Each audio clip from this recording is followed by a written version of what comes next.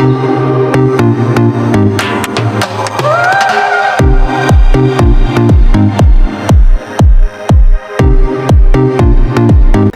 Nation, good afternoon. I'm in Nigeria, so I'm greeting you good afternoon. Anyway, you're watching me from, just have the good of the day.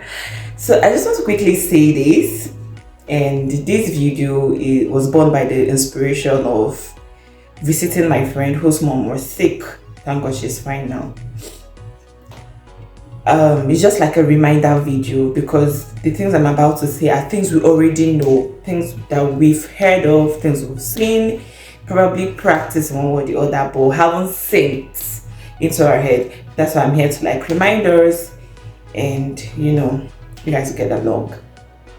So what I'm going to basically be talking about today are the do's and don'ts in a hospital setting. Just like every other official institution, the banks, the government house, the hospital is also an official institution, and there are rules and regulations that are peculiar to this institution. I mean the hospital, right? That we should follow as far as we want to be there. You cannot just wake up one morning and you're doing what you feel is good for you, regardless of what the institution policy or instruction says. Oftentimes I find people complain that, oh, nurses are rude, doctors are rude, lab scientists are nonchalant. Lot of bad comments about our healthcare providers. And way before I became a nurse, I used to actually think that those set of people were, really like that. I mean, rude, disrespectful, and all. But there are triggers. Let me use that word.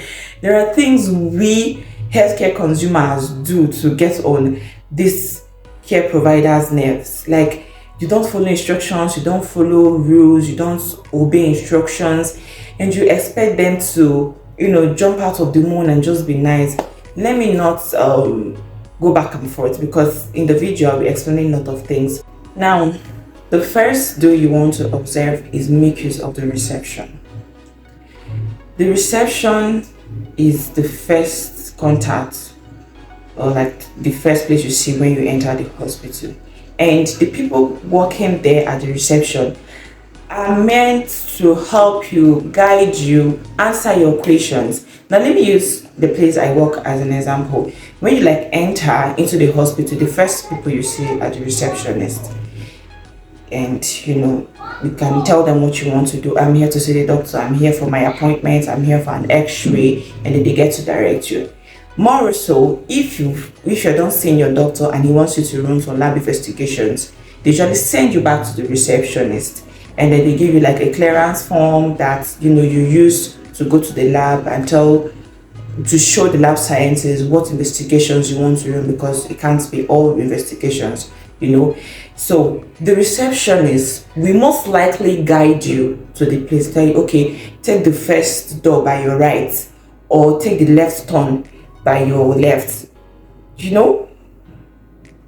are there to guide you. But oftentimes I just meet random people just meet me in the hospital, and they'll be like, sorry ma, I was sent to the lab, I don't know what to do. Okay, I will direct you, but it doesn't make you look, it makes you look naive. I mean, yes, it does make you look naive. And the one that breaks my heart so well is young, beautiful girls and guys. They're well dressed, responsible looking, and they come and ask you random questions. We will answer you here, but that is not what you always want to do. Number 2.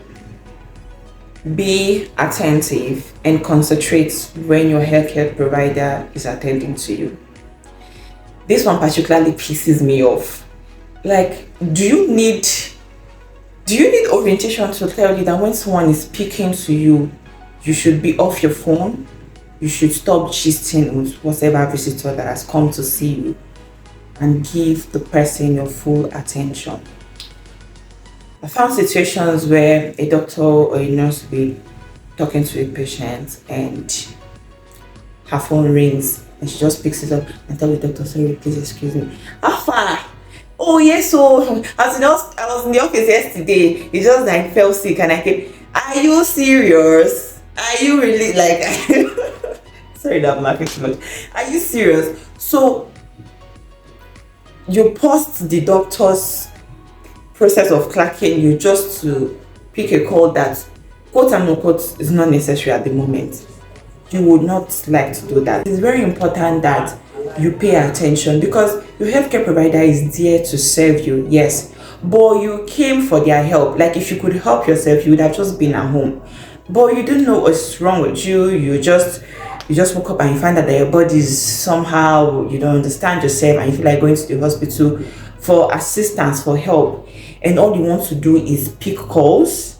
No, it is very important that you pay attention. You can as well put your phone in silent. Like I mentioned earlier, the hospital is an official place. You can put your phone in silent or vibration and pay attention to what the doctor is telling you, so that you won't miss out on some information. In fact, sometimes because you're being distracted with phone calls or people trying to gist with you, maybe your patient relative, you miss information, and when you go back you just mix it up and say, I don't really know hear what to say. It's like he said this, and at the end of the day, that doctor or that nurse does not know what she's doing. Meanwhile, you distracted yourself, and then you couldn't pick the necessary or important information.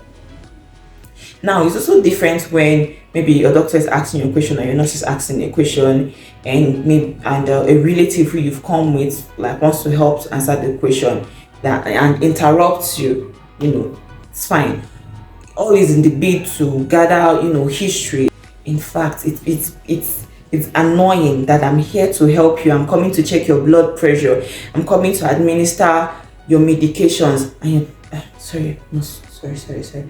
Hello, Arthur. That money you don't carry am. Seriously, can't you turn off the call or just hold on? Once we are done serving you, you call the person and apologize. Oh, sorry, I didn't take your call. My doctor was talking to me. Oh, sorry, I didn't take your call. My nurse was checking my blood pressure. That would suffice. That would be so much better. The third one you would like to observe is avoiding much visitors when you're sick. The period of sickness or illness is not the best time to receive visitors. Even if you want to receive visitors, please, there should be few.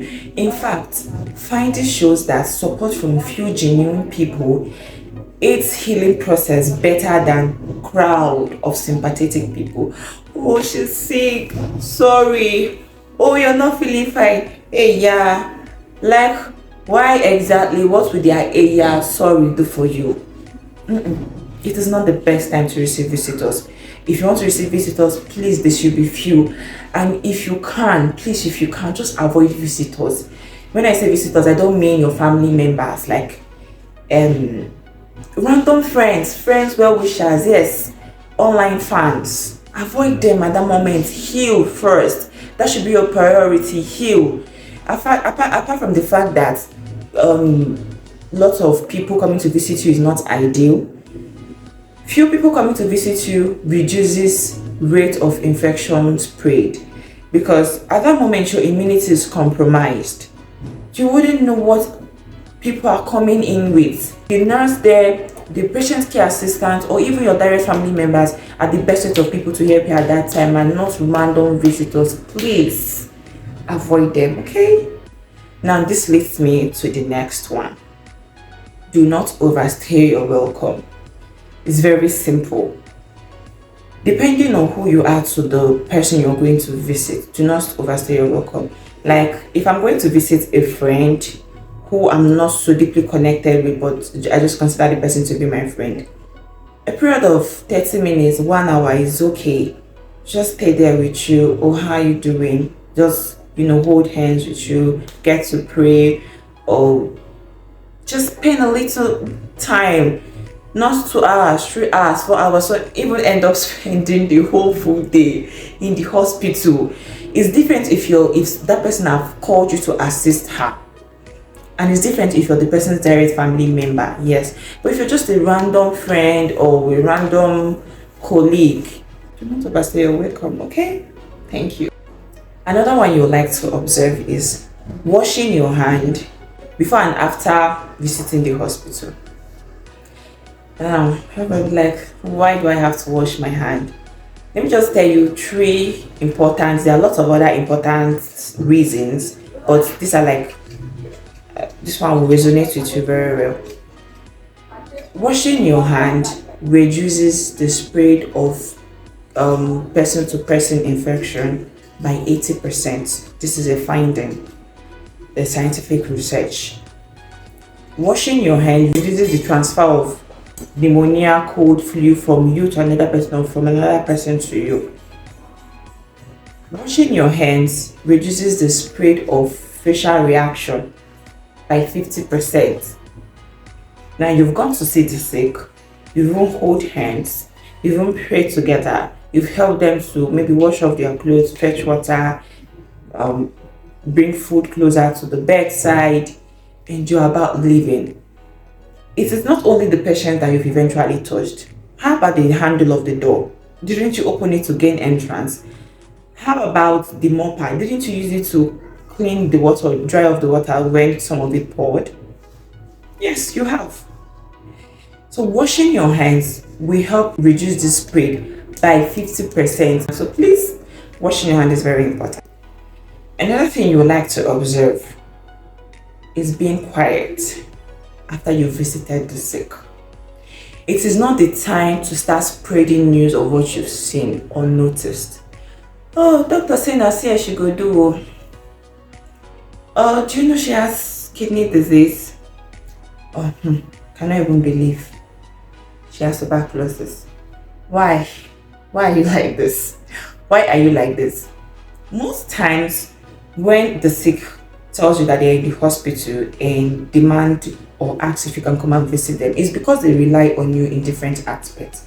So you just come back from the hospital and the nurse says, she has kidney disease, or the doctor said the CS. Okay, the doctor says the CS. That's the only option. And so what's so necessary in spreading the news? So after spreading it, make it be say they don't go to the CS again. Stop making me speak pigeon.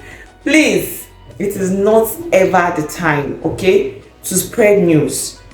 Keep things secret, keep things calm. Best way to go about scary informations medically is to pray for them. Those people need your help physically, spiritually, financially. If you cannot support in any of these ways, you can pray for them instead of spreading the news all about. It will help better than that news you're spreading. Okay, so this one I'm about to talk about now is just it's everywhere. Like, it's a rule or a regulation that is peculiar to any official institution, and it's don't be a form of nuisance. Yes, don't cause unnecessary noise. Causing unnecessary noise can range from saying loud prayers to playing loud music to answering loud phone calls, just anything that will disturb the peace of the environment. Please avoid it. It is not in the hospital. It's not the best time to start praying. Oh, bring down the fire, and like praying and kabashing and disturbing everyone. I'm a Christian. I pray. I believe in prayer, but there should be moderation in everything. In fact, if you feel you want to say that kind of prayer, you can take your time, be at home, pray such prayer before coming to the hospital. But once you're in an official place like the hospital, please, I'm begging you, lower your voice when you want to pray. Lower your voice when you want to take phone calls. Reduce the volume of your music when you want to play music, or better still, use an earpiece, because you wouldn't know who you're disturbing. Your case is definitely different from every other person's case. Yours might be malaria, another person might be migraine headache that needs peace and quietness, and you're there trying to disturb our peace. Anyway, there are rules and regulations that controls playing music, loud music, praying out loud, and all. Yes, but we find patients getting to do it even after reading the instruction, even after knowing that this hospital forbids it, which leads me to the last one I want to talk about. And it is obeying simple rules and regulations. It will not cost you anything to obey simple rules and regulations. Simple rules and regulations and instructions as do not pray out loud. do not play loud music, do not use the toilet, or warning signs like do not enter, do not touch. That one that I said you shouldn't touch, that one that has been labeled do not touch, is the one my Nigeria patients will like to touch. So that after touching it and then you get shocked, they will now rush you to emergency unit. Is that the one you like? Because I noticed that's what my Nigeria people like doing. Don't pray out loud. That's when to be firing prayer. No, Lord, I bind that cast. Are you serious? Please say. You're also disturbing the nurse on duty because she's trying to critically think, okay, what should I do after doing this one? And you're playing loud music or answering loud phone calls. Hey, Emeka, how are you? No, please don't do that. No, please don't do that. Okay, we've come to the end of today's video. Don't forget to like, comment, share, and subscribe. Please, subscription does not mean that MTN or Airtel or Glo will be deducting 10 naira from your airtime every time or anytime you subscribe. No, subscription is just a way to follow the person. Yeah, when you subscribe, when you tap on the subscribe button, you turn on the notification bell so that you get notification for any time I post videos. All right, bye.